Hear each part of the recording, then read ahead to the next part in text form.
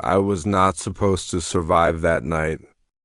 3 of us were assigned to the lighthouse, but by morning, I was the only one left.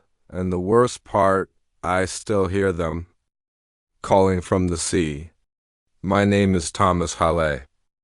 This happened in the winter of 1900. I was a lighthouse keeper. Assigned to a remote island far from shore, there were no towns nearby. No ships passed often, and once the boat left, you were completely alone. The island looked empty when we arrived. Just rocks, waves, and the lighthouse standing like a shadow. There were 3 of us, myself, James, and Edward. We laughed when we first stepped inside. It didn't feel dangerous, just too quiet, but silence can change. The first night was calm, the wind was low, the sea was still, and the light burned strong. But sometime after midnight, I woke up. I don't know why. There was no sound, no movement, but something felt wrong. I sat up in bed, and that's when I heard it, a voice, faint, coming from outside. At first, I thought it was the wind, but then I heard words, calling my name, Thomas, Thomas.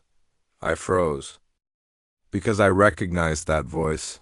It sounded like my brother. But my brother had died years ago. I went outside. I shouldn't have, but I did. The air was freezing. The waves crashed below, and the darkness felt endless. I stepped closer to the edge and looked down. That's when I saw them, figures moving in the water. Too many to count.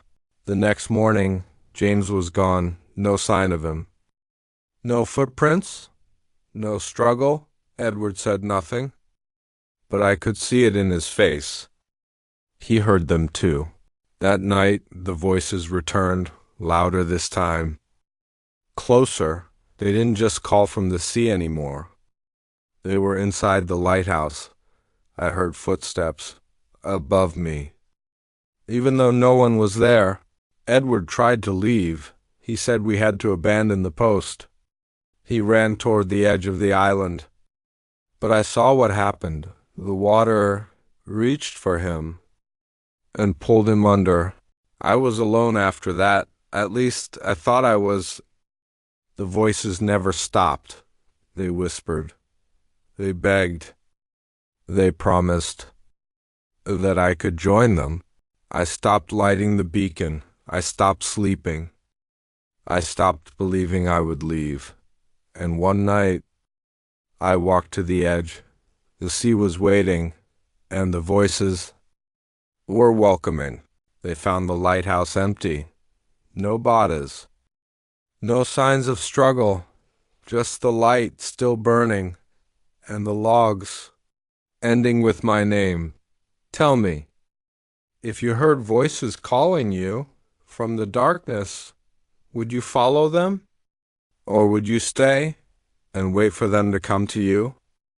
Tell me in the comments, because some say, on certain nights, the lighthouse still glows, and something is still inside.